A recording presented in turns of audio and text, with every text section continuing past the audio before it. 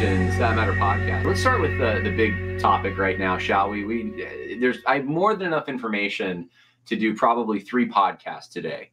So we're not going to get to all of it, I don't think. But of course, the big news today is this Nashville shooter manifesto, Audrey Hale. I read a few articles on this. This is the one from Not the Bee. They touch some of the highlights of this. I should also note, TruthScript is going to have an article dropping tonight, as I understand, on this particular issue as well. So I'm not writing that article, but that will be coming out. The article says that there are 90 pages that you can download. I haven't gone through all 90. I did try to download them and had some trouble. So I've seen like maybe 10 or 15 of the pages, the ones that have been gaining more traction. The opening page begins with darkness and everybody hurts, followed by religion won't save.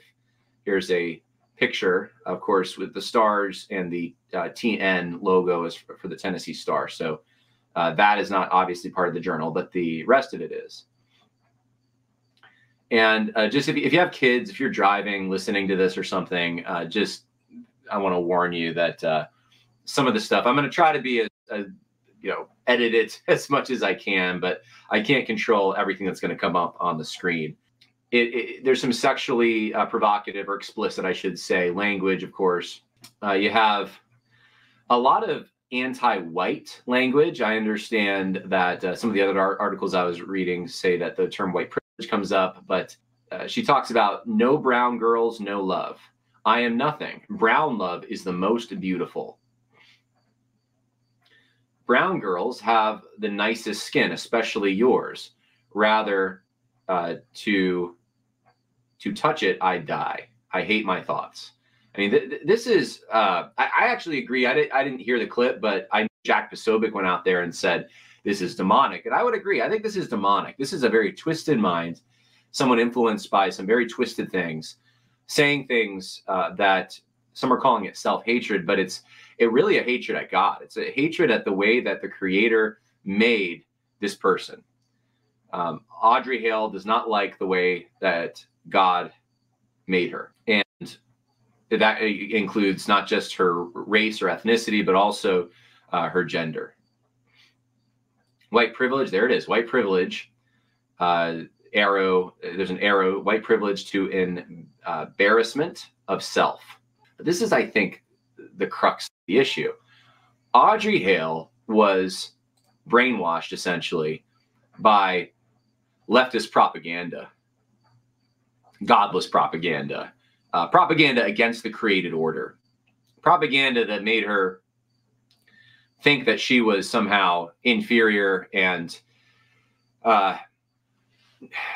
not in her right, but not who God created her to be, not who she should be, in an unfair situation somehow, in a less morally upright situation, just because of the way that she was created. And this inspired her to lash out against the order that God made in the form of other people. There's language in here about her wanting her dad dead. There's other violent language, and it's rantings. It's the rantings and ravings of a very mentally disturbed person, but not just mentally disturbed, evil.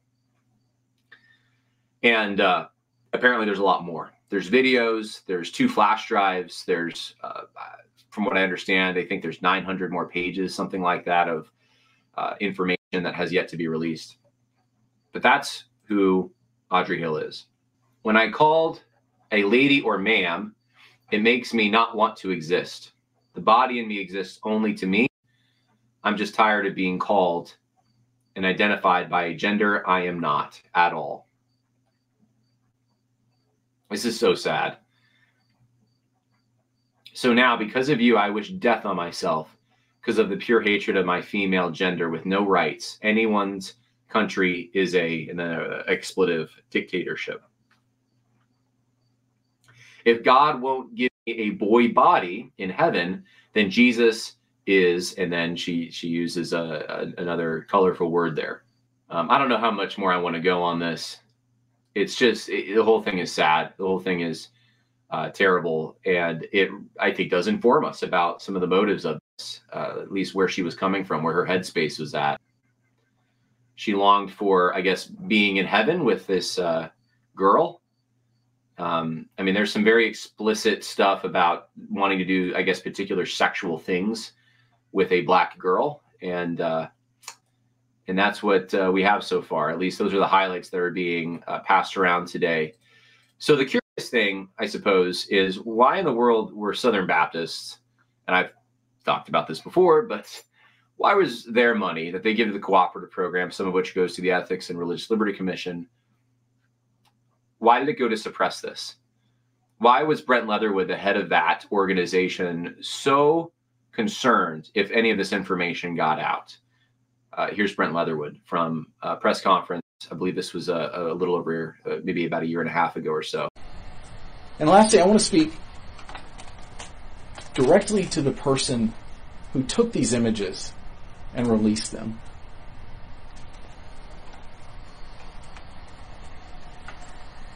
You are a viper. You're a member of the law enforcement community. And you have released evidence that was gathered in our most vulnerable moment.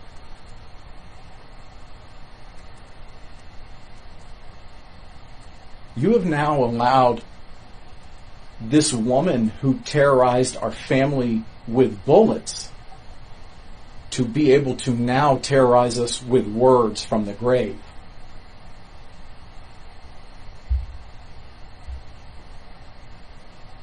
How could you? What kind of a person does this?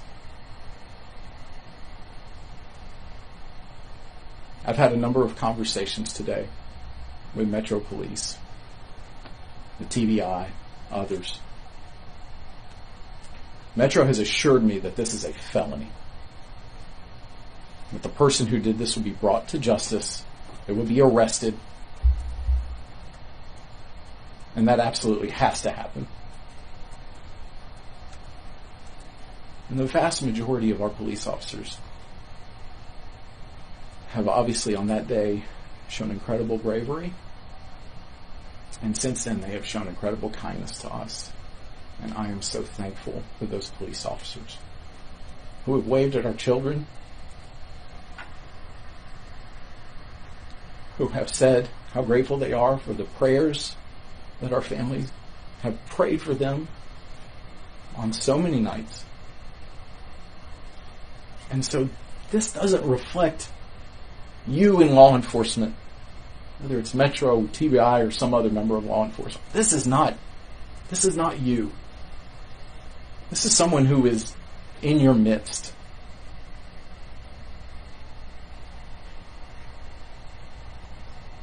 So I just want to say to that person, I will commit to praying for you,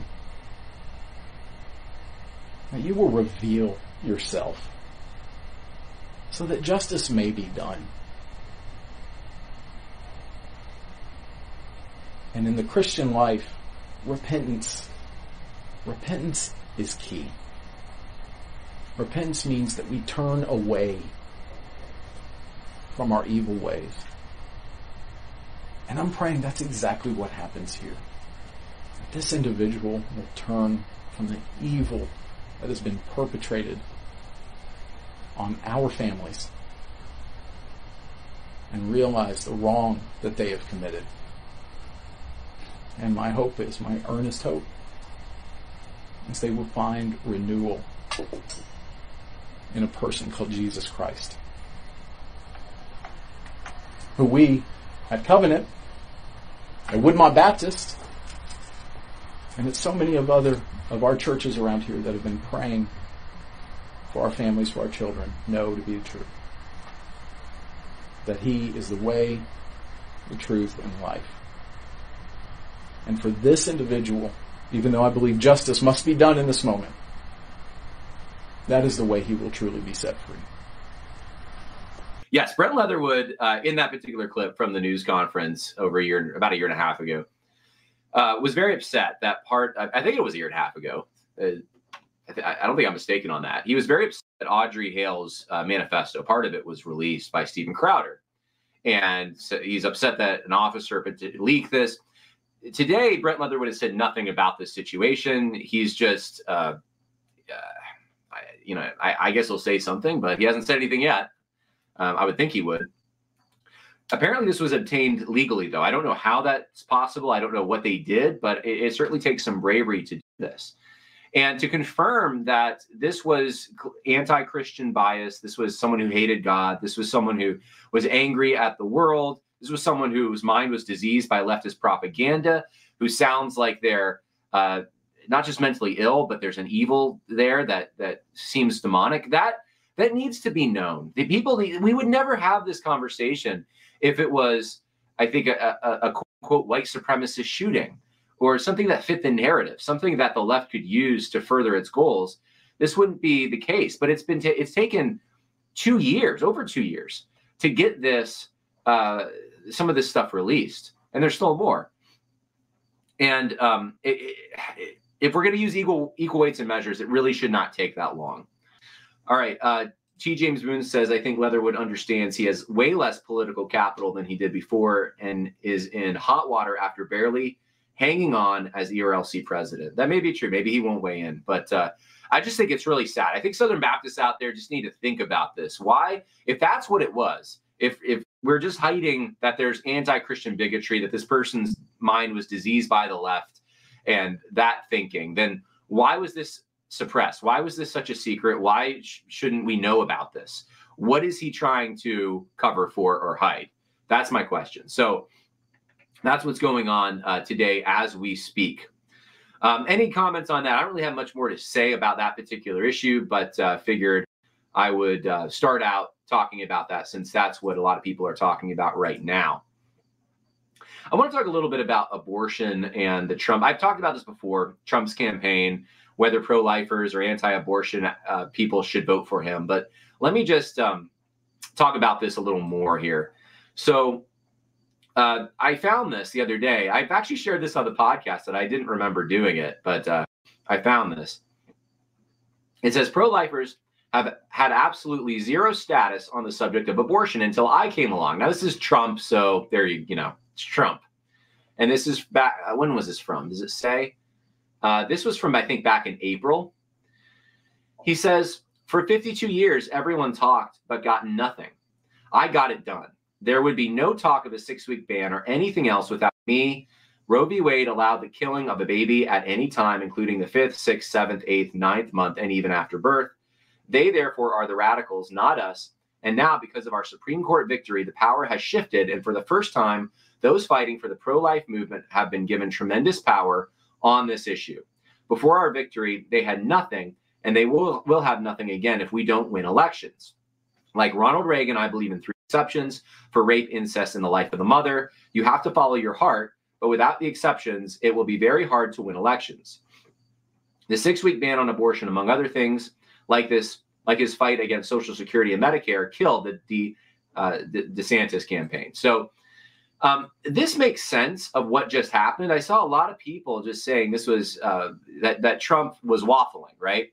So you had Lila Rose come out and say Trump is going to vote for this bill in Florida that will allow abortion up to the point of birth, and or he's going to, I should say, yeah, vote for it.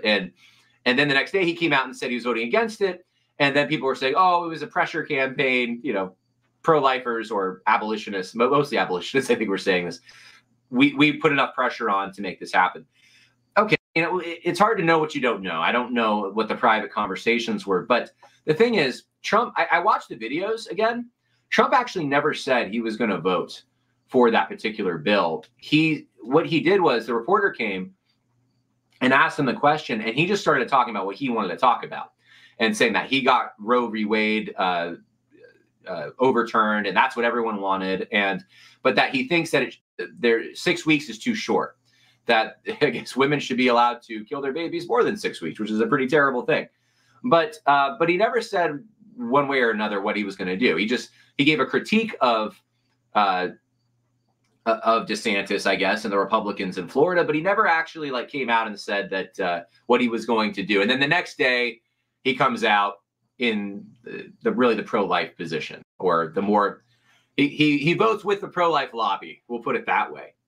So when you look at what Trump said, though, over the last few months, and really his entire presidency, even before he became the president, Trump's always been pretty much this way. He has a very strong sense of friends and enemies. The pro-life people were his friends, so he did a lot for them. And personally, this was never his thing. It's kind of amazing that he went to bat for them so much, to be quite honest. But based on what he said there in the post that I just read from back in April, his actions are pretty consistent. He wants to win elections. He doesn't see this as a winning issue. He wants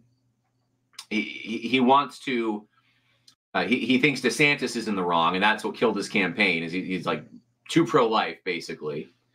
He doesn't want to be like DeSantis. And he's against the radicalism of the Democratic Party, though. So he's got this position that's not, it's not necessarily consistent. That's really what it is. He's trying to find a place where he can keep the pro-life people voting for him and also expand the base, because that's the only way he thinks he can win. So I don't see, I'm not even convinced that there was any pressure campaign to get him to change his mind. It just seems like that's what he was doing. That's the whole time. What happened over the weekend wasn't really anything new, in my opinion. It's consistent with what he said. And so for people to act like this is brand new, that all of a sudden Trump is switching his position, this has been his position. And so the other thing, of course, is that you have some people on the abolition side of things, mostly abortion abolition, that are, well, everyone's really concerned, I suppose. It's not just abolition types, but it's anti-abortionists of every stripe, I suppose, are concerned about IVF and some of the ethical issues. But there are, I found this out because I posted something the other day about Italy's IVF law. I said Italy's IVF restrictions include bans on egg sperm donation, surrogacy, and pre-implantation genetic testing.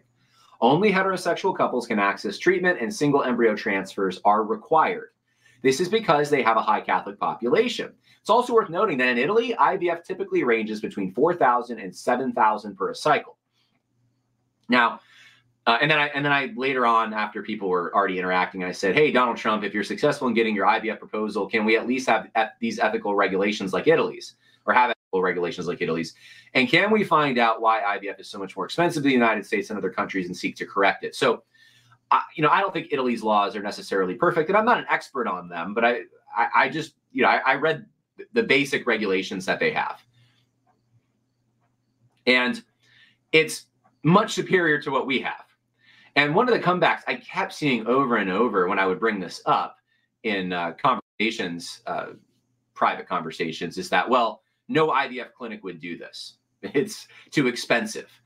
Because what they want to do is they want women to have, produce as many eggs as possible, so then they can fertilize them and have the greatest amount of chances of you getting pregnant and that kind of thing. And they have to discard the eggs that are defective and these kinds of things from the clinic's perspective. They want high numbers, they want high success rates. But the thing is, in the United States, the bottom level for IVF, it's probably like $9,000 or $10,000. You can pay I've heard of people paying like $30,000 for an IVF cycle. $4,000 to $7,000 in dollars? What in the world is going on that Italy can? I don't understand. I don't know. I haven't looked into it. Maybe someone else knows. But yeah. So apparently they still have IVF clinics. They still have these strict regulations, and it's somehow cheaper. So that's something I think that someone should probably look into. But there's a cartoon that's been going around. I've seen this for months, but it's making the rounds right now because Trump, of course, I think is making a very foolish move, not just morally, but also politically. He wants to outdo the Democrats, or I don't even think it's outdo them. He wants to head them off at the pass because they're claiming that he's anti-IVF, that the Republicans are going to be against IVF. So what does Trump do about it? Trump says, I got this plan to fund IVF. The government's going to fund it. We're going to pay for it. Now, this is not conservative, right? And what it does is it'll infiltrate your own people. It'll put an idea in their head that they didn't have before and make them think like, oh yeah, we can do this as Republicans. And I think the chances of that going through are very small in a Trump administration. I really think it's late stage campaign rhetoric to try to get the Democrats off this talking point. But down the road, I mean, you've just said it's okay. You've just told your base that this can be part of the Republican plan. And of course, that's not good. And of course, under the current, without restrictions, the way that things work currently, of course, this is going to be an ethical nightmare. There's no doubt about that. If you were able to get something like that passed, which I don't think you would be able to.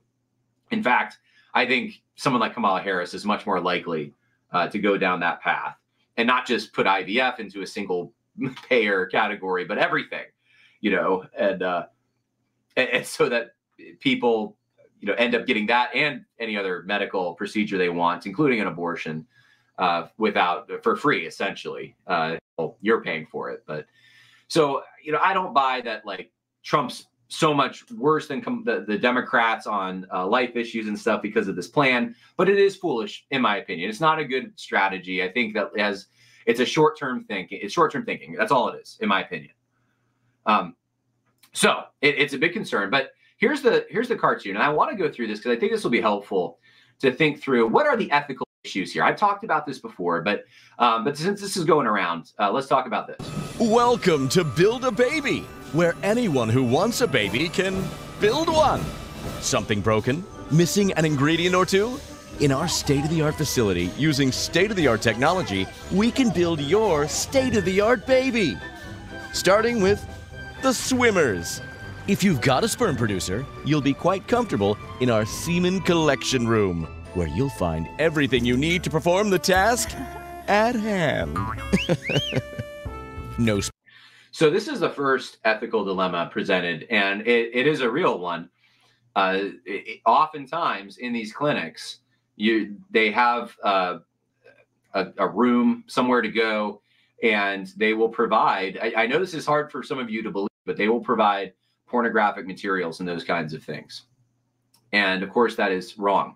That's evil. But I suppose I would say that that's not necessary. And being as less descriptive as I possibly can be, there's no reason that a Christian married couple, let's say, that the wife could not participate in this process and there would be nothing evil going on. We'll put it that way, and I'll leave it there. But that's the first ethical problem. Now, really the conclusion, I'll tell you the conclusion I'm coming to here. There are these ethical dilemmas, but at the end of the day, the framing that we have right now is that IVF is the problem, right? And this is a very hard thing because there's multiple ethical dilemmas in the way that IVF is typically done in the United States. And it's the things attached to it, right? It's the things associated with it. But those things probably need to be identified rather than just framing it like anti-IVF, which is what the left wants us to do so badly. It's probably better to frame it in terms of, in this case, anti-pornography, right? So that's not IVF, that's pornography, right? The two often go together in many circumstances, but they don't have to. That's actually separate from IVF. So this is ethical dilemma one. Let's keep playing the cartoon. Sperm producer? No problem. Build your baby with our extensive donor sperm bank, where all our donors meet the highest human standards. Now, on to the eggs.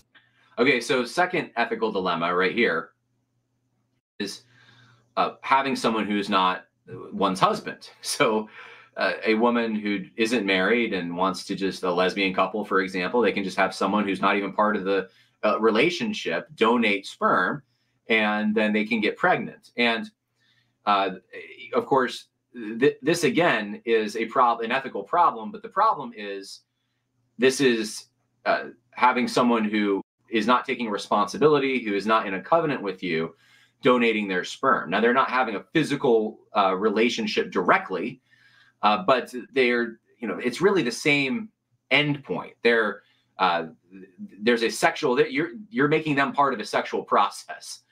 And so this creates a problem. This creates an ethical problem to get around or to navigate. And it doesn't, again, though, this isn't IVF, though, specifically. This is the way that IVF can be done with, and they'll probably get to it later, but surrogates, and in this case, sperm donors that don't take any responsibility for the offspring. As with the sperm, if you're missing an egg carrier, you'll have full access to our egg donation bank, all gathered from top specimens. But if you do have an egg carrier, we'll pump that sucker full of hormones, so you can get as many eggs as possible in the shortest amount of time. And then the true magic begins, building a baby in a petri dish. Now, again, it doesn't have to actually be this way. It's not even IVF. It's, again, the ethical problem here, or it's a health problem, I suppose, too, is pumping someone with all these hormones and overproducing eggs so that you have a surplus of eggs that cannot be used. So where are they going to go if they're not used is the question. They can be freezed, and they can, if they're fertilized, then you have little humans now, you have embryos, then they can be discarded and that kind of thing if you're not going to use them. And so this creates a problem. Again, though, you don't have to overstimulate someone for IVF, right? This is, again, something that's associated with it, but it's not directly intrinsic to it. Truly a miracle. All embryos will be graded, and we'll discard any defective or genetically imperfect babies before you even know it.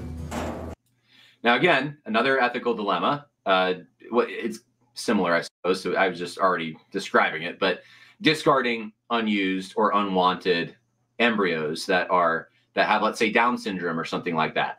Well, that, again, isn't IVF. It's not the procedure that's the problem here. It's not the science. It's not IVF itself. It is the discarding. And so this is often associated with IVF, and they often go together. Building a baby shouldn't make you feel guilty. Congratulations! You're the proud parents of multiple embryos. Now all that's left is the womb. Are you a womb carrier? Get ready to party. No womb, no worries. Our womb rental managers will find the perfect match for your baby building. At long last, the day has come. Embryo transfer day. Cross your fingers that an embryo will stick, and you'll get that one perfect baby. Or 2, or 3, or 8. Not to worry. Selective reduction will take care of that. Now, this is an interesting one for me when I was looking at this, because this would be part of, not necessarily 8. I mean, you could introduce 1, right? I just said in Italy, they have regulations on how many of these embryos can actually be introduced into the womb. So, but if you put 8 in there, I'm scratching my head a little bit on this. After the Octomom thing, that was like a decade ago. I don't know what clinic would put 8 into a mother's womb. This just seems far-fetched. I'm not sure what this is about or why they put this there. But I would say this, because I think the ethical thing that they're getting at is that there's a reduction that happens, and under natural conditions, right? It's estimated, I just looked this up, that some estimate at least that 70% of embryos, fertilized eggs, embryos, are that there's a reduction that happens just naturally. You never hear about it. The difference is, I think, with IVF, you're more likely to know about it, especially before these fertilized eggs, these embryos, make their way to the womb.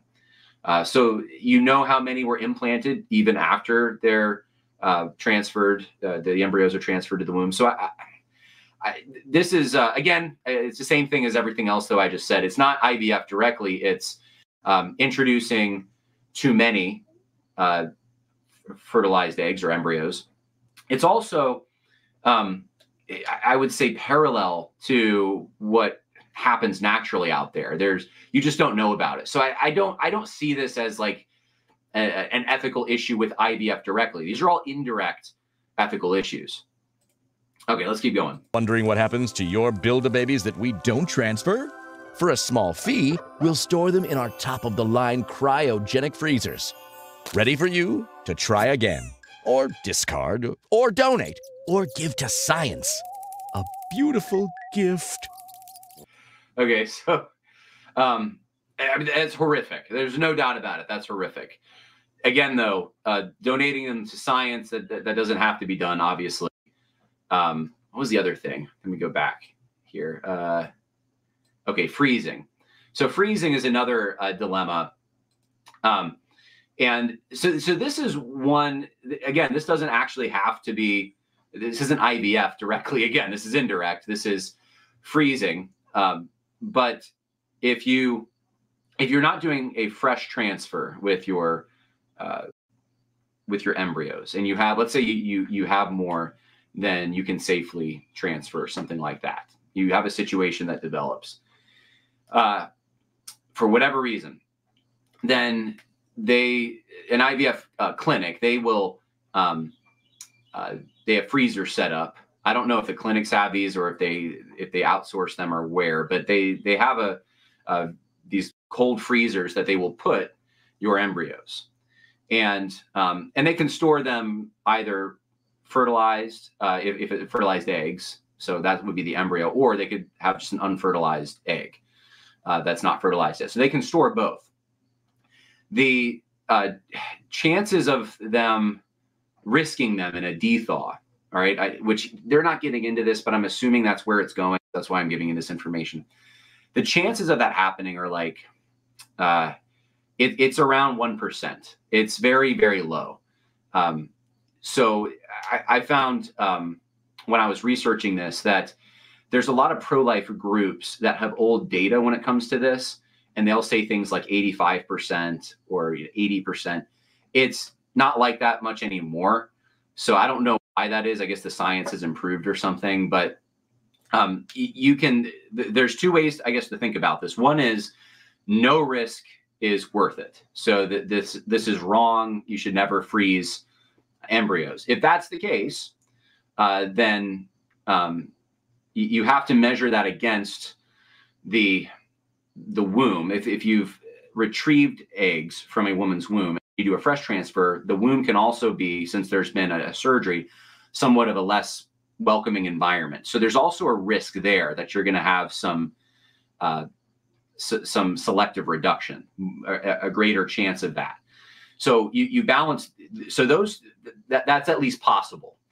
But another way to look at it, this is the second way to look at it. So in that first line of thinking where you're looking at the odds, you can justify the freezing as well. It's a greater chance a month down the line or something because the womb isn't as welcoming right now.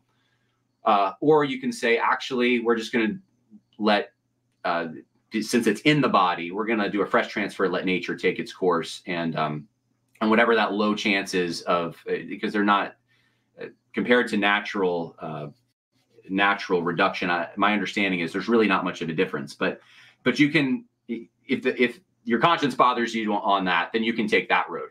That way, if anything does happen, you are not, it would be the same as if it happened under normal conditions, a sexual encounter and process. So this, again, the freezing thing is not intrinsic to IVF, but it is often associated with it. And it's probably, I'm sure in Italy, they have freezers just in case, because if, let's say, a woman has more eggs than they expected, and they may have to, I don't know. But yeah, so I don't know what the regulations are on the stimulation there in Italy, but you can put all the regulations you want on it, and sometimes things happen that you didn't expect. But whatever happens, Build-A-Baby is happy to help you again, and again, and again, no matter the cost. Contact us and build your baby today.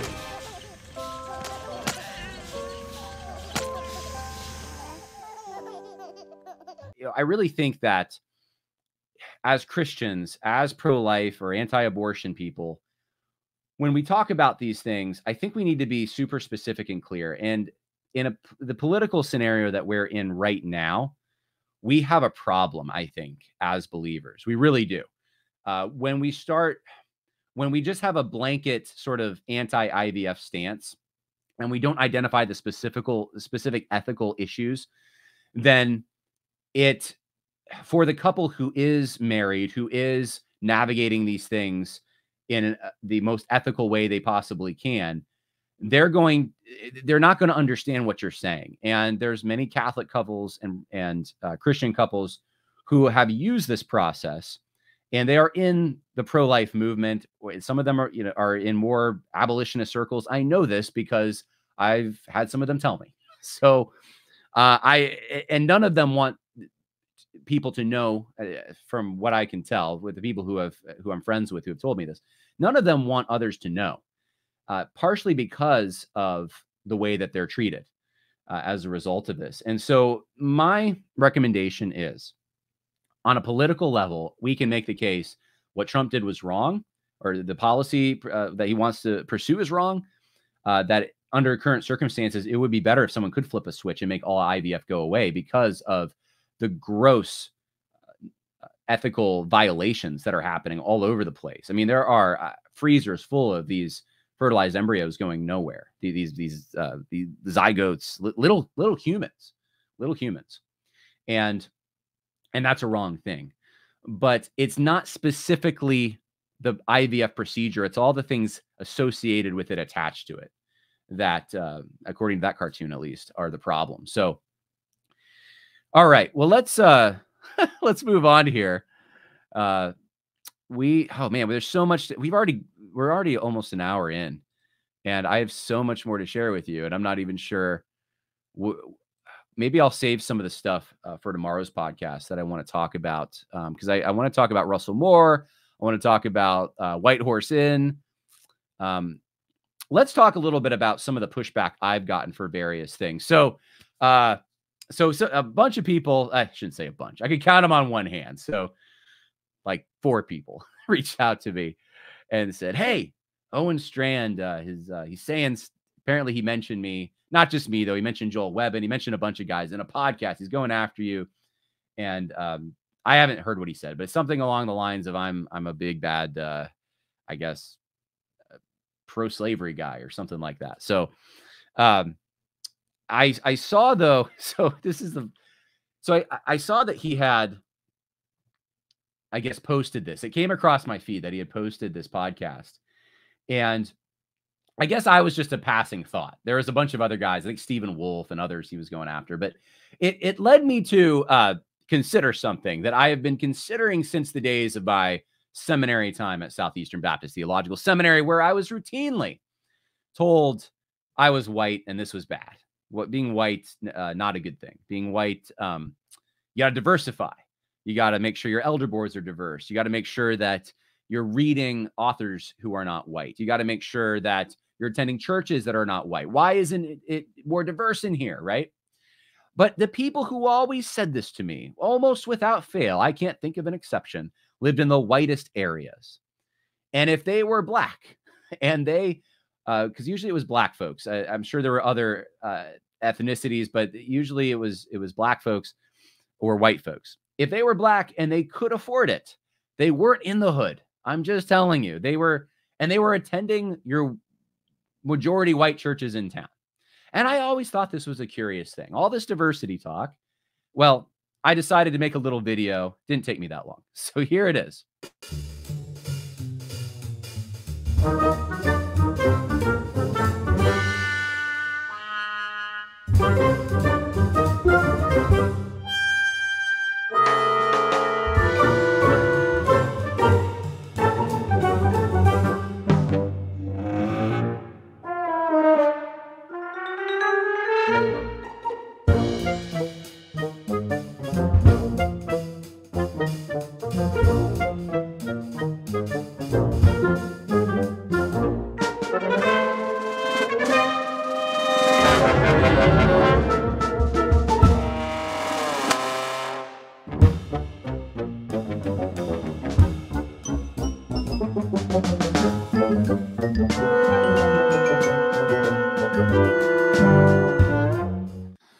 All right. So for those who have not seen this or are listening, because I know that some people get this on the playback on the podcast that's audio, I first give quotes from these guys. So David Platt says, it's a problem when Christians in the United States are the most resistant to refugees in our communities. God's brought people from those places to our doorstep where we live, David Platt. And this is actually recent. This was going viral online. And then I showed where he lived. He lives in Vienna, Virginia, and one of the whitest areas in Vienna, Virginia. Vienna, Virginia is over 70% white. Anyway, Danny Aiken, theology is best in community, and not only in community of white culture, but in community of diverse cultures and diverse ethnicities. And of course, Danny Aiken, right there in a very deep white area of Wake Forest, which is also almost 70% white, and Southeastern, very white, the student body there. We have then J.D. Greer. We must all intentionally form relationships with people outside our comfort zone on all sides. To not be intentional means to be intentionally non-diverse. And J.D. Greer. Now, to his credit, it is majority white, but it's not quite 50% in Durham, because there's an area in Durham, but J.D. Greer doesn't live in that area. J.D. Greer lives in, according to White Pages, a very white area. So, and then we have Owen Strand. This is what he had said when he was advertising the podcast, apparently, where he critiqued me and others. If your neighborhood gets less white, should that freak you out? Jesus is our identity, not keeping nations or neighborhoods white. If your suburb changes demographically, view that not as a threat, but as a gospel opportunity. All right. Well, where does Owen Strand live? In 70% white, Conway, Arkansas, and not just, you can see there's the black section, and there's where Owen Strand lives. Pretty far away from it in a pretty white area. So someone told me after I made this, like, oh, he's back in Louisville. So I asked, is he in the ghetto? Where is he? And I don't know. But I guess up until recently, then he was here.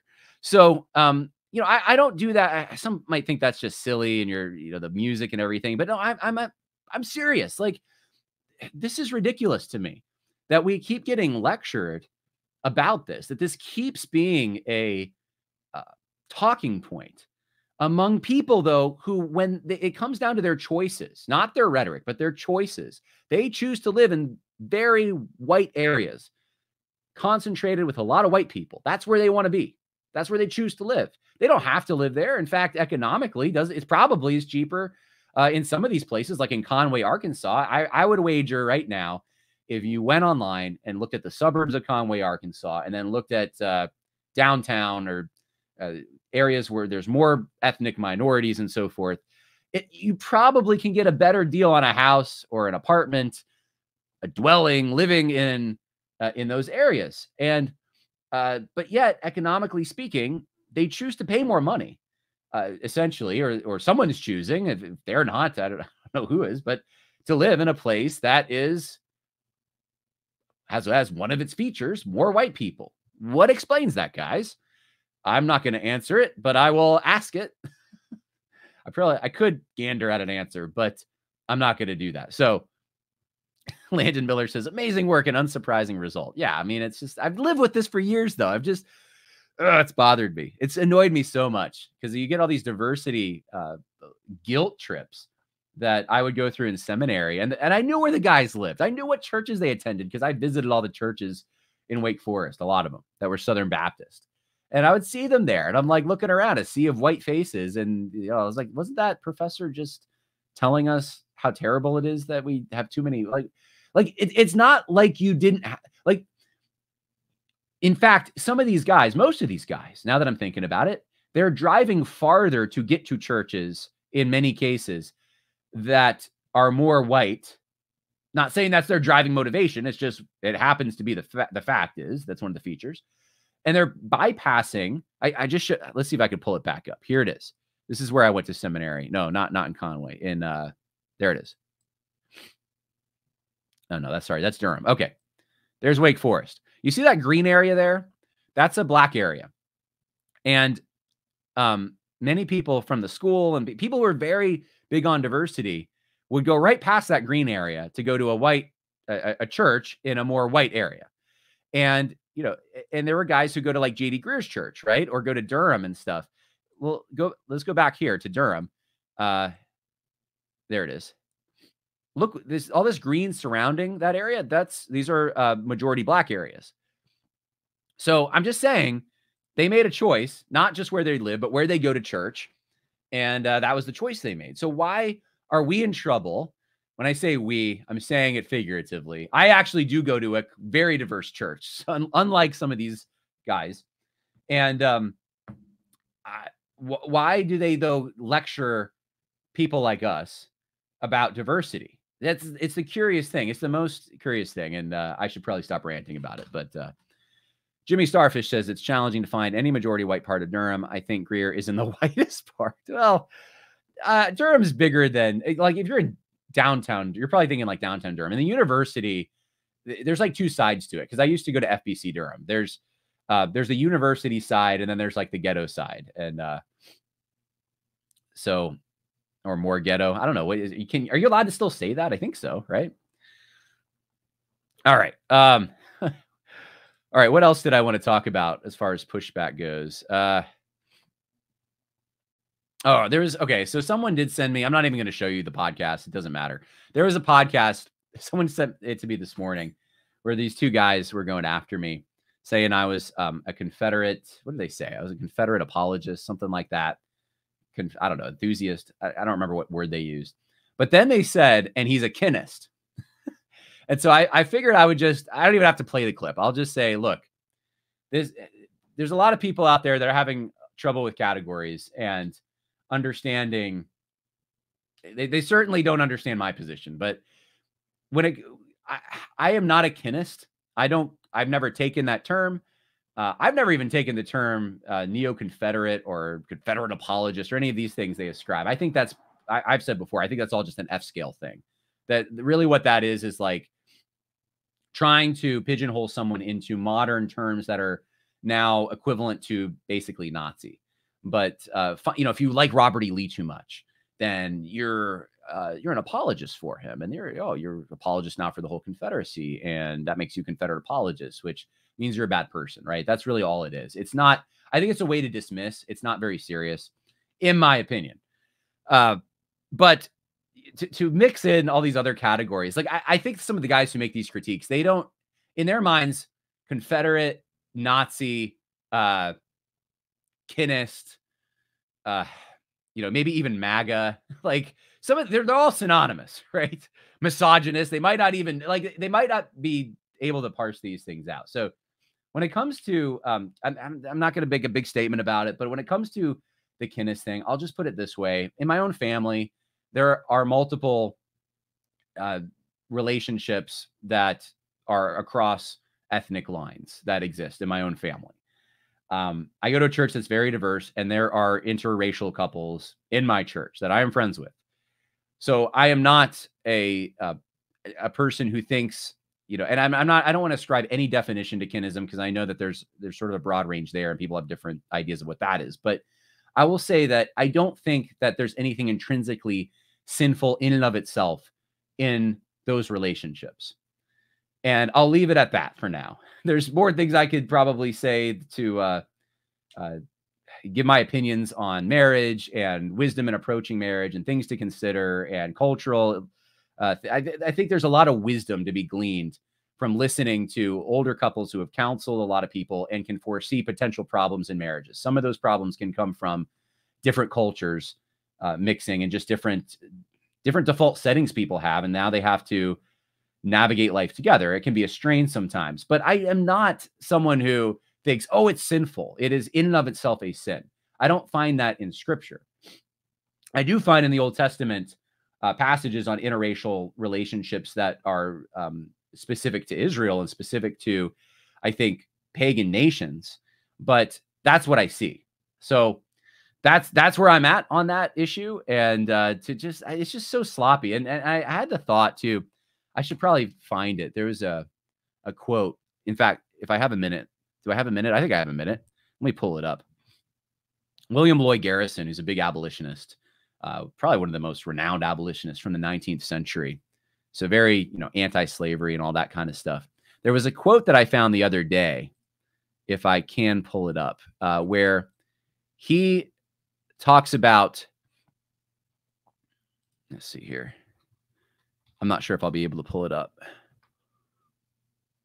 I'm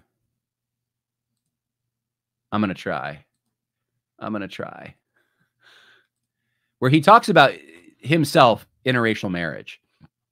And you think this guy's like so against slavery. He hates the Confederacy too, and all of that. He hates the South, right? And when it comes down to it, though, I can't seem to pull it up for some reason. When it comes down to it, though, he makes no bones about the fact that he is very against interracial marriages. And I just find that, like, one of the big critiques, not just from him, but during that period of time, was that slave masters in the South basically had harems, and that they were just having their way sexually with the slaves who lived there. And one of the great sins about this was it was miscegenation, that there was the offspring, these offsprings that were half white, half black. That was a horrible thing. That's one of the main arguments, one of the big arguments, I should say, many abolitionists used. And so I don't think these guys that were like saying, oh, he's a Confederate, so he's a Kinist, they wouldn't even recognize that. Like that, I don't think they know how to comport that with what they probably believe. So I figured I would just point that out. No Drama Mama says, this is the best John. He seems to have had a lot of caffeine. I've had no caffeine. In fact, I probably need more sleep. Maybe that's what it is. So one other thing. Oh, two other things. Okay, I'll just do this one really briefly too. If I can pull this up. This is a podcast. I listened to like 20 minutes of it. I didn't have time to listen to the whole thing. I thought I downloaded it, and now I'm not seeing it. That is a big bummer.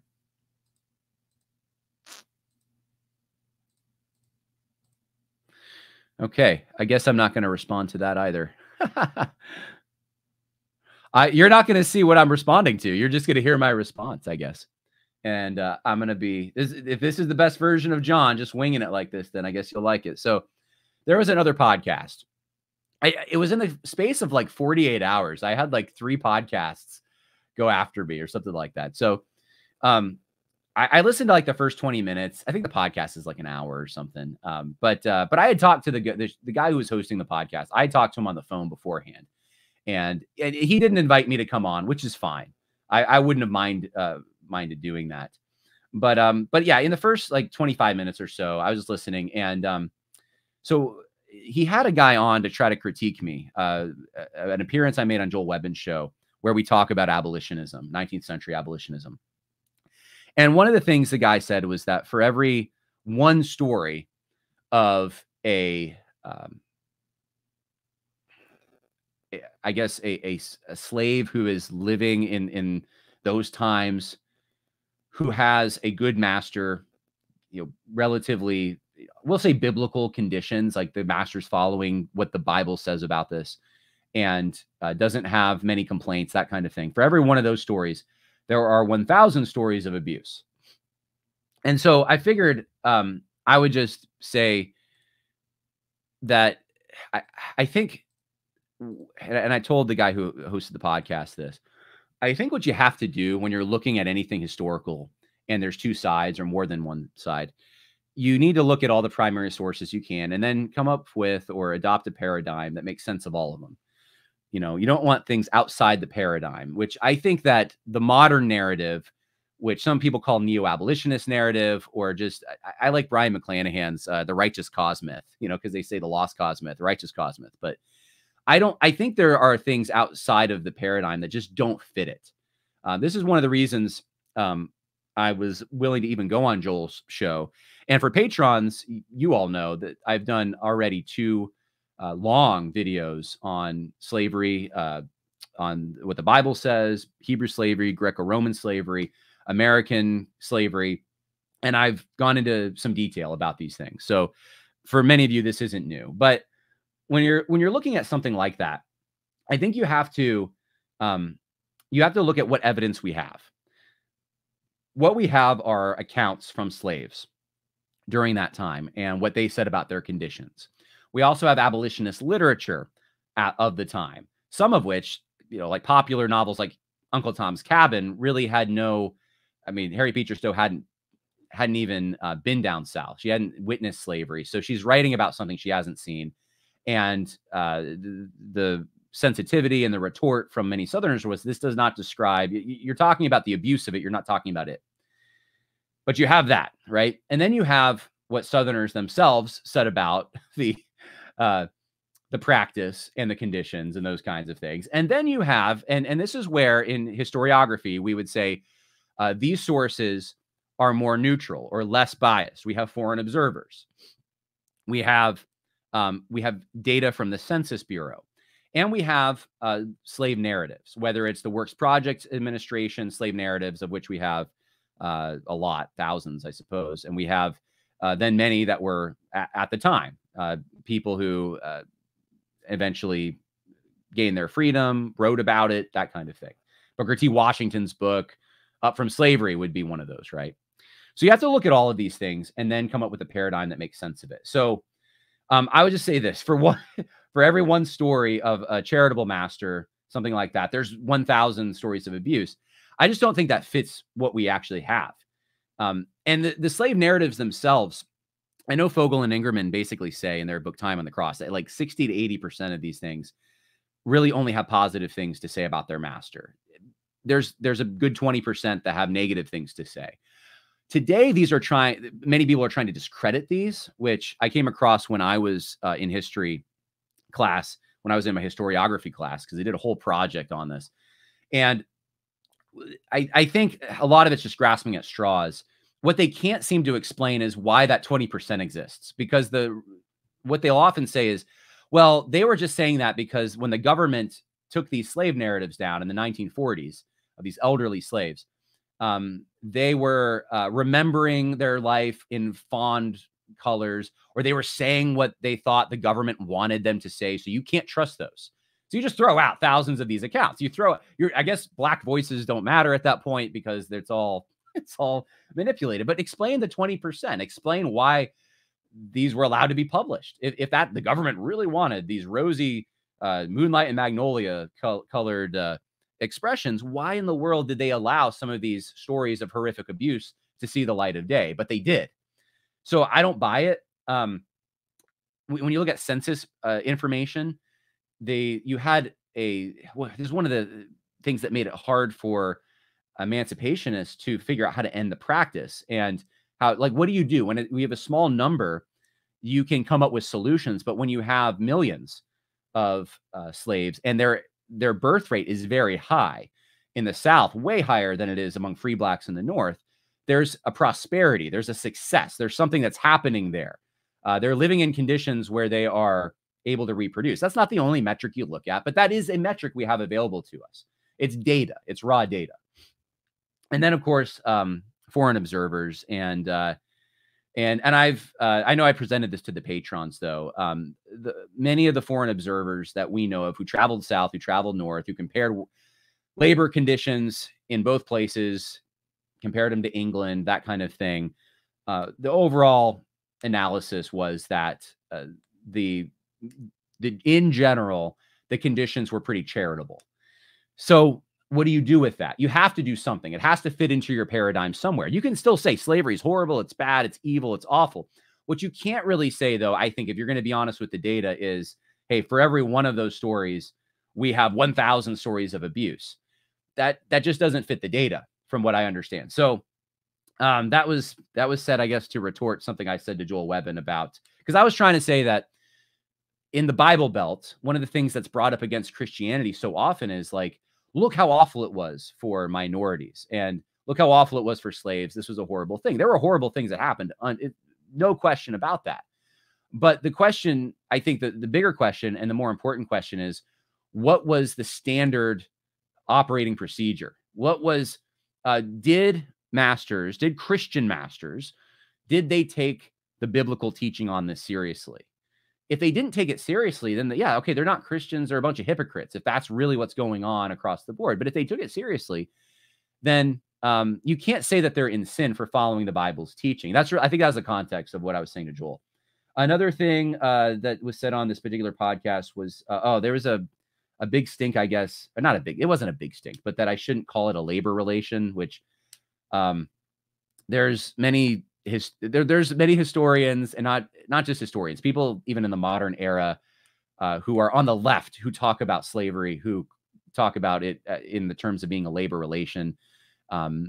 Is that detached? Is that, well, what else is it? I mean, it's not, I don't know what a labor arrangement, you could say that is I don't know if it's the word of relation that makes it sound good or something. It's not intended to make it sound good or bad. You could have an abusive relationship. That's what we call it when there's a husband-wife relationship and it's abusive. We'll call it an abusive relationship or something. But it's but relationship just means a connection really between these two parties or more than two parties. So yeah, it's a for labor. That's the reason the relation or the arrangement connection exists. I just think that's a weird thing to say, because this is not an uncommon thing that's said, at least up until recently. And then, of course, yeah, this was odd too, that John Brown didn't want insurrection. And the thing is, I'm not an expert on John Brown, but John Brown, like, just reading the trial, if you just read some of the primary sources surrounding John Brown, he in his own defense claimed that he wasn't trying to do an insurrection. But when he just look at his actions, though, and look at what his associates said about it. Look what Frederick Douglass even said. Frederick Douglass referred to it as an insurrection. One of his associates that came out as a witness at the trial referred to it as an insurrection. Newspapers north and south referred to it as an insurrection. Maybe that doesn't mean as much, but this was the commonly understood thing, because yeah, like he had almost 1,000 of these pickaxes that he was going to arm slaves with. He decided to go to an armory, basically. He wanted to go to a place where there was weapons. and on the way in, with the small group of people that he had with him, he kidnapped a number of people to hold them as hostages, essentially. So you just put that all together with the fact that he's also he wrote his own constitution, and he wants he's saying, I just want to free people from slavery. But the way he's going about doing it, it's violence. It's, I mean, that's why was he hung? Because of the deaths of 5 different people, right? 3 of them, I think, his associates, 2 of them, I think, not his associates, but it was his actions that led to this. It was an attempt at, he took over. It wasn't just like taking over a federal building like we think of today. It wasn't like January 6th. I'll put it that way. It wasn't, they entered a building, especially welcomed in, right? They entered a building because they wanted to protest an election. No, he went into a building where there were munitions and these kinds of things. And he essentially took over a town for a few, well, I guess less than 48 hours. It wasn't that long before Robert E. Lee got there and they stopped it. But it was, he didn't surrender. He was clear about wanting to arm people to do what? To do what? All right. So I just thought that was interesting. I've noticed, I'll just say this to wrap this up. I've noticed that there's a John Brown series on television. I don't know if it's still, it was recent. I don't know if they're still going, if it's still airing, but and they make him out to be, it's a very sympathetic treatment. We'll put it that way. Okay. If you look at treatments, even in old Hollywood, John Brown was not treated sympathetically at all. I mean, this was a guy, he was not viewed favorably by hardly anyone, but there has been a rekindling. There has been, I've noticed even, I don't want to, I think I know who it is. I'm going to just take the leap here. I think it was Micah Edmondson. I saw maybe a year ago or 2. He had tweeted something on Facebook about John Brown, and John Brown being this great guy. And there is this attempt now to, I guess, make him more of like an evangelical Christian who was just concerned about slavery. And that's really it. And we should emulate him, follow his example, I guess, or at least, at the very least, we shouldn't vilify him. We shouldn't call him a terrorist. We shouldn't say he started an insurrection. We shouldn't do any of those things. It's very peculiar behavior to me. And I think all of this comes down to this. I think one question really, for Christians at least, I think it comes down to this. And this is a question that I had asked the host of this particular podcast. I said, look, if Robert E. Lee had treated his slaves according to what the Bible teaches about this matter, because it's the biblical teaching of slavery on that topic. Knowing that I would have been a gradual emancipationist, I would have seen the opportunities for abuse. I would have seen the iniquitous things that are associated with it, just like I do with IVF, right? I would have wanted this to phase out. That said, if someone has inherited their slaves, they've inherited this institution, what are they to do about it? If they're not in a position to be able to free these slaves, Robert E. Lee had debts. He couldn't. In many cases, they didn't have the skills or the opportunity in that kind of a society to take care of themselves. And so what do? I say you obey what God lays down in his word about this. His instructions in Ephesians are very clear. Slaves are, yes, to submit to their masters. Masters are to treat their slaves in a way that conforms to the love that God has for us. They're not supposed to be overlording to their slaves. They're not supposed to be abusive to their slaves. They're supposed to treat them in a way that's consistent with how a Christian acts. That's what the Bible's teaching is on this in the New Testament. And that was in a slave system where you had sex abuse was just accepted. All right. Not just common, accepted. There wasn't any shame associated with it. You had gladiatorial arenas where slaves would fight to the death for people's entertainment. You didn't have any of that in Alabama. I'm not saying, all I'm saying is that this was a bad system. This was a pagan slave system, much worse than the Hebrew system. And what was Paul's instructions for Christians who are living in this? You need to operate by Christian standards. And so that's my defense really of Christians who are living in that situation. And I would include George Washington and many of the founding fathers in this.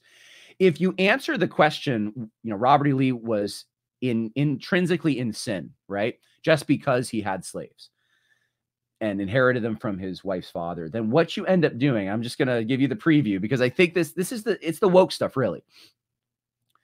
All of the founding fathers who owned slaves and those who didn't, who were complicit in this, those who were on board with the Declaration of Independence, even because its complaint, and the second to last complaint, is that Lord Dunmore's Emancipation Proclamation was fomenting slave insurrections.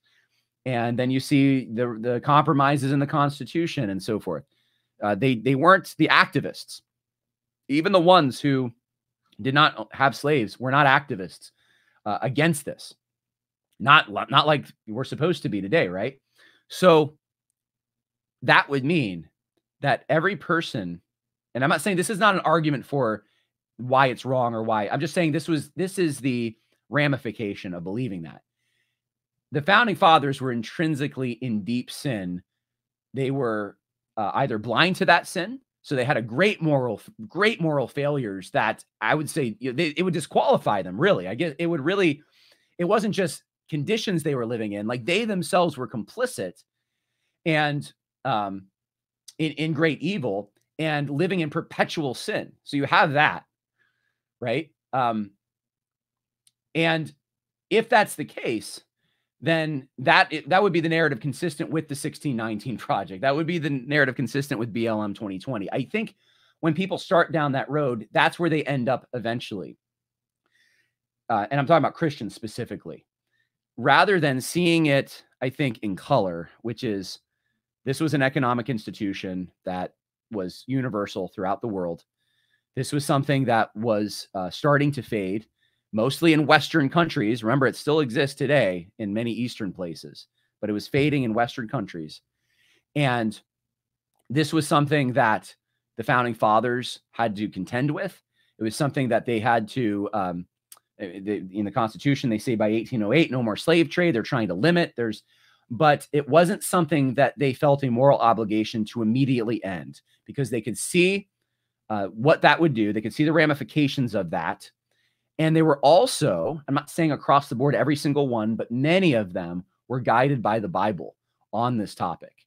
And they were living in a society where there was a social pressure to, with exceptions, as there are in any society, but there was a social pressure to treat these people like people.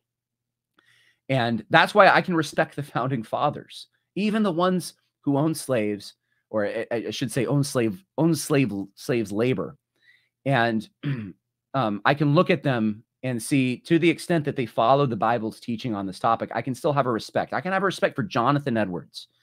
I can have a respect for other figures like Robert E. Lee. And I just posted on Twitter today, or X, Jefferson Davis's adopted black son.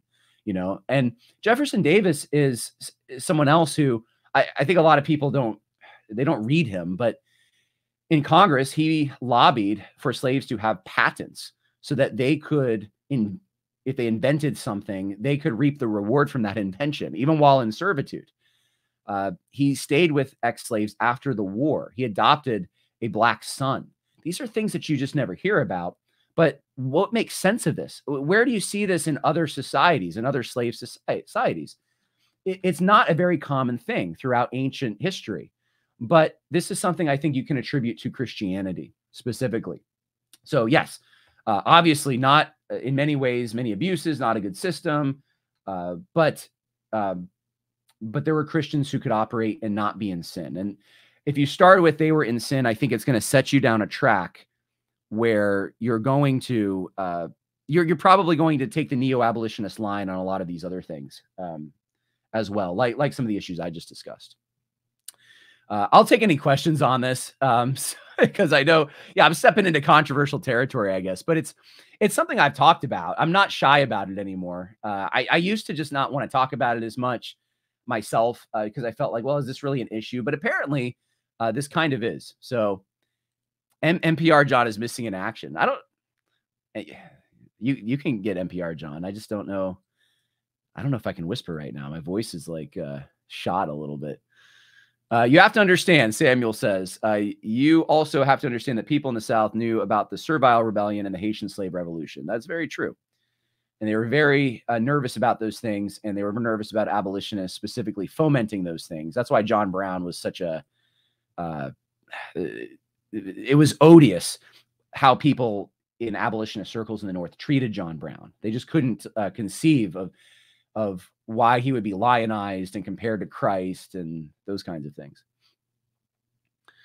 Wasn't the Atlantic slave trade not chattel slavery? You make a wise separation there. Yeah, that's true. Yeah. So it was mainly Northeasterners, the people in the Northeast who were the ones who were the captains who went over to the Ivory Coast and brought slaves to the Americas. And they sold them. They made a profit off of it. And so this was something that the conditions were horrible on the slave boats. There's no question about that. Even Robert Louis Dabney says it was an iniquitous traffic. I mean, it was, if you were a slaver, all right, which is the term used back then, slaver was for a slave ship or someone who engaged in trading slaves. You were looked on as not a good person. You were by slave, even people who are slave masters in that society, they would not look at those people as great people. You have to put yourself a little bit in their position, though. Like today, I think we have so many modern state examples or assumptions, because what we end up doing, I think, often is we look back in history and we say, hey, where was the government? The government should have been there in 1619. And as soon as there were slaves brought to shore, the government should have stopped it. Well, there was no government. This happened organically over time until there were millions. And then what is the government to do? That's part of what happened. The other thing is we have instant, we have boats, we have planes, we have instant traffic that we can transport ourselves to Africa. If I wanted to go to Africa, I could be there tomorrow. Back then, that wasn't the case. And you put yourself in the position of a Jonathan Edwards and a boat comes over. What do you do in that situation? I mean, honest question. You see these people who need charity, who need a place to live, and they've been through a lot. And if you're a good Christian person, what do you do about that? Do you take them in? Do you, I'm not saying just for the sake of your house and making your house managed and all that, but just for the sake of their own well-being, do you take them in? I think that there's an argument there, probably. Like, no one says like Oscar Schindler, even though he engaged in basically a type of slavery with Jewish people, specifically children even. No one says, Oscar Schindler was evil, because they know the purpose. He had a purpose. He was trying to rescue people, right? So is that possible? That's the only thing I'm bringing up. Is that possible that, they're not going to make a return voyage and no one's going to bring them back? And the chances of them, you're going to treat them well, maybe another master's not. This is the reality. These are things you have to think through in that kind of situation. Put yourself in the actual situation. This is how history, I think, should really be done. You read primary sources, understand the context as best you can, close your eyes and put yourself there if you want to try to evaluate it morally. Most people don't do that. John is just an apologist for slavers and racist. Yeah, that's what some people will gather that from this. I'm just, I don't apologize for anything though. Well, we're just about out of controversial topics. Time for a Martyrbait interview, I guess. I should have Martyrbait on, but I think he's too big for me now. If you don't know who Martyrbait is, I haven't listened to all his stuff, but I listened to his Jeffrey Epstein thing. Oh my goodness. Go check out Martyrbait at some point. And he's now getting into World War II, and he was just on Tucker, and apparently people are losing their minds over it. What happened to Micah Edmondson? I don't know. He was, I'm not sure where he is. Might not want to blow the nose in the mic. Yes, we talked about that earlier. What happened there? Have you ever heard of the pro-slavery protests at George Washington University in DC in 1847? George Washington was still existed as a school, was at the time a Baptist Bible college. If I did hear about it, I forgot about it. There's a lot of things that I have read that I forgot about, but no, maybe I'll have to look into that. The British Empire had no problem getting rid of slavery worldwide. Well, they got rid of the slave trade, and then they start. Yeah, that's a true statement. And guess what they did? I guess how they did it without a war. Interesting. Okay, one more thing. Now you're gonna laugh. You are gonna laugh. Okay. One more comment. Lincoln may indeed be the bad guy in the war, according to the South, but the chattel slavery had to end. Yeah, I think a lot of Southerners would have agreed with you on that. I agree. Robert E. Lee would have agreed with that. All right, let's do this. You're gonna laugh. So I decided to clear the names to protect the guilty, I suppose. But someone posted this morning, and they noticed that I had blocked them, and they called me a backstabbing piece of bleep. And so, and then, why would someone call me that, right? And this is someone who, of course, blocked me, was saying terrible things about me. And so my general policy, if you block me, if you're saying terrible things about me and I can't really respond, I'm really just going to block you. You don't need to be seeing what I'm putting out there, or at least I'm not going to make it easy for you. Well, that's all that happened. But then I guess this person noticed that I blocked them, and that's what they say about me, that's always a nice thing, right? So here's the argument. This is in the comments, and these are different people, but saw this guy proudly proclaiming blacks as heritage Americans in an attempt to avoid being called a white supremacist. And then the person who was upset that I was blocked said, this is the line their side has adopted. They all need to bleep or get off the pot. And then someone said, unfortunately, they'll attempt to sit on the fence until the dust settles and then walk over to the winning side. And then someone says, this is an astute observation. They will walk over to the winning side while claiming they were correct the entire time. This is a bunker mentality that you just can't make it up. Someone else says, I wondered about Harris. In recent months, it sounded like he was legitimately defending white people from replacement, immigration, and persecution. But then he praised blacks as heritage founding Americans. I can't make heads or tails. And the response is, this is insane. This is from the person who was upset that I blocked them. This is insane, indefensible line they're trying to hold. Somehow the status quo is legitimate in and of itself. It's absurd and embarrassing, but some of them will choose to die with the lie. And then another response, I don't understand why some of them are trying to recreate the Proposition Nation, but just an older version with the deadly flaws intact. I still read some of them, but that thinking is a dead end. Their identities are public, and it's hard to be successful without PWC approval. All right.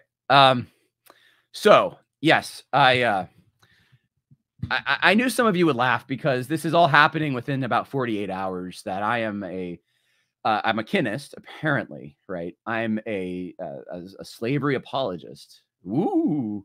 And I'm also a traitor to the white race at the same time because I like blacks too much. So I figured I would just quickly address this. When I'm sorry, I can't keep myself from laughing. It's just too funny. When I said that black people were heritage Americans, it was in reaction to someone who was saying that using the term heritage American is a dog whistle for white supremacy or something like that. So I was saying, no, it's not. It's centering. CJ Engle is the one that really, I think, came up with this, but it's centering a bundle of experiences. Heritage America means your family has experiences going back in this country. CJ says, I think he says the Ellis Island, consensus, basically, like around that time that you can claim to be a heritage American. You've lived through enough experiences in this country to claim that. Well, I was just saying black people are part of that. And CJ Engle agreed with me. Stephen Wolf agrees with me. I guess that's the they. So I'm part of this larger group. And we're traitors, I guess, because we say that. Excuse me, if your family was brought here, right, and in 1619, let's say, let's go to the earliest, and you're the descendant of them, and they were slaves when they initially came, or indentured servants, really, I guess. That was the 1619 ship, probably.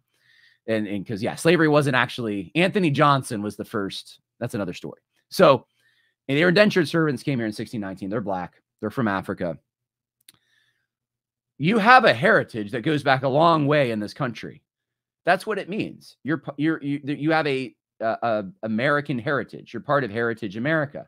Now, one of CJ's stipulations is, look, if you're native, if you're like an indigenous person, like you were here before, your family was here before settlers from England came, or the Dutch came, or other groups, Spanish, then in that case, and in the case of descendants of African slaves who came, part of being a heritage American and is also adopting this American ethos. I think that's the term he uses. And it means you can't try to use these experiences against the majority. You can't say, well, we were treated this way and therefore we're going to rip it down. We're going to do 2020. So there's a bundle of experiences, and there's also a respect for the place that you live and the people you share it with and have traditionally shared it with for generations. That's what CJ is getting at. I will let him explain more. If you want to go talk to him about it, you can probably find him on Twitter. But that's really all there is to it. There's no bone in my body that's, I've given up the illusion that I can avoid being called a name. I'm going to be called a name, as the last few days have clearly shown. I'm going to be called a name. So no, I'm not trying to avoid that by saying this. I'm trying to be accurate. I really think there are some people with deep roots in this country, and they're not white people. Not all of them. In fact, there's more recent immigrants. I would consider someone who came, their family traces back to 1619 from Africa. They have probably a deeper heritage than someone who came over from the socialist revolutions in Europe in 1848 from Germany and settled in the Midwest somewhere. They're just a longer time their family's been here. That's really all it is. So it doesn't mean that there aren't distinctions between different people groups that have settled here. There are distinctions between different groups. You have different groups coming from different European countries that are different here. So I think of America as an empire more than anything else, because there's different nations within. I mean, have you ever driven through the Navajo Nation? It's part of America, but it's just distinct people group. So I do think that there are distinct people groups. And America is more of an empire, and you can think of it like the USSR or with the satellite states or Rome. These were empires. They had different people groups in them. So yeah, it doesn't mean that you're not a heritage American. It doesn't mean that you're because you're not white or something like that. And I think some of these guys who end up getting way too ideological on both. So the people who've critiqued me over the last few days, and I'm sure I'll get more critiques along these lines, probably even in reaction to this episode. I think that many of them just have a bad case of ideology. So it's either like you either have Proposition Nation guys who are like very adamant that you can have nothing attached to your identity, nothing tangible or physical or part of the temporal world. It's really just got to be this proposition, this abstraction of equality. And if you adopt the abstraction, then you're an American, right? So you have those people. That's ideology. Everything in life has this value attached to it. It's either for or against equality. That's the woke crowd, really. But there's a lot of neoconservatives who are in that line as well. And then you have the guys who end up getting into this hyper specific racialized, like I don't know if it's scientific racism or something, where like you get the impression that if you take a DNA test, they'll tell you whether or not you are an American or not. Like everything in life now has this racial value of like either anti-white or pro-white or something like that. And I just don't think reality is quite that simplistic. So there you go. There's my responses to those things. I'll take a few comments and then I got to go. How do the extremes of 19th century abolitionism inform how we should view modern day anti-abortion abolitionism? I think that there are parallels there. There definitely are. And I think, though, they are different issues. So there's a much better case to be made, I think, for something that God directly. So God says murder is evil. That's what's happening, right? Murder is wrong. It should be banned immediately. No questions asked. There's not a gradual way to get rid of murder, right? You just stop doing it. So I think that is a difference. I could expand on that maybe in another episode, but I don't have time today. But that's a big difference. Now, their political strategy, though, I think the way that they view friends and enemies, I think, is the same. A lot of abolitionists, I mean, they didn't even like Lincoln at first. I mean, they thought he was a traitor to them and stuff. And they eventually got what they wanted in large part, but they weren't exactly well loved by the people around them many times. I mean, a lot of Northerners did not care for the abolitionists because it was this ideological thing. Like everything had a value attached to it, whether it was pro or anti-slavery. And they couldn't see political realities. They couldn't see how to build coalitions and be part of coalitions as well. It was just, it was top-down political positioning and with no ability to ever negotiate. It also has a very strong, not just an immediacy component, but there's a very strong black and white component. So you have to make anyone who's involved with slavery in any way whatsoever, any rudimentary attachment makes them intrinsically evil. They become like a demon at that point, right? And I see that there's something similar, I guess, with modern abolitionists in that some of them, not all of them, but there's some vocal ones who think that if you vote for Trump, even if you, like I do, I think that there's a case to be made that you're going to get the best deal with Trump from a pro-life standpoint because you can work on the state level to oppose abortion. You're not going to be able to do that if Kamala Harris gets what she wants, which is a possibility, a very real possibility. I think at the same time, you're going to have people in Trump's administration who are pro-life. You're going to, I think, just have more latitude. And because of that, I think it's a better option on that issue. There's also the other issues that affect this issue that aren't directly related, like immigration. If the Democrats get permanent majorities over the next 4 years, you can kiss pro-life agenda goodbye forever. Like on a national level, you're just not going to ever get the votes to even work on the state level. So I think that you really, on a political level, if you want to make a political decision, you really have to vote for Trump.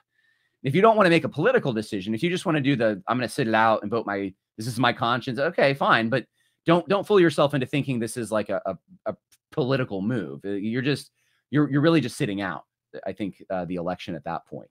You're not contributing to the final decision in a meaningful way.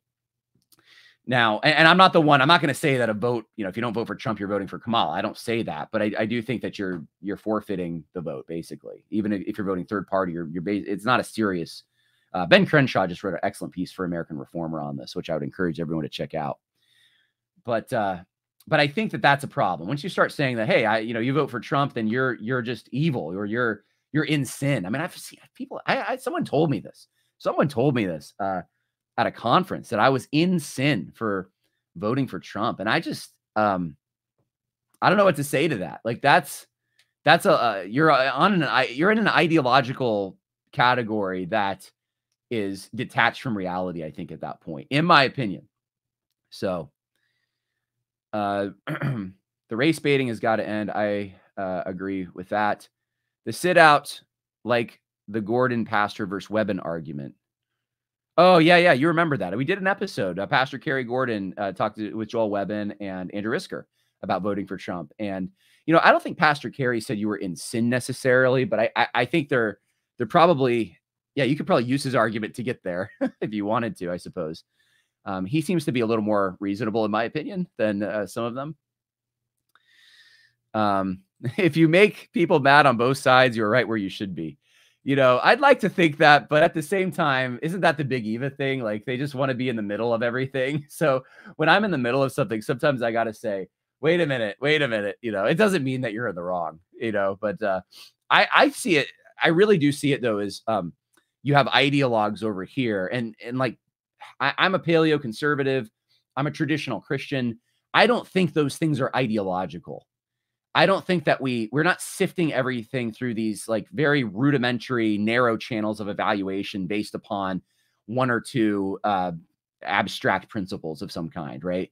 We're not reducing all of life to this one thing and putting a value on everything else in life as it relates to this one thing. So I don't think that that the conservative tradition or the Christian tradition are that at all. There's a lot of tradition in those things. It's not just abstraction. It's not just logic or cold reason. There is tradition. There is experience. Those things exist in there. There's universal principles as well. But these are somewhat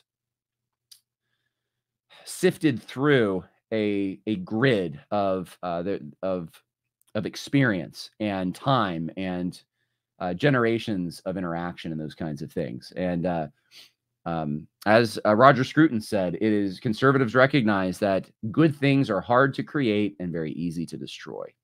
Ideology tends to destroy. Jesse Bridges says, after testing, if an embryo is found to be incompatible with life or there's a genetic defect found, it's near impossible to find a doctor who will implant that embryo. Yeah, I don't know what your experience is, Jesse, and I don't want to ask you to get too personal.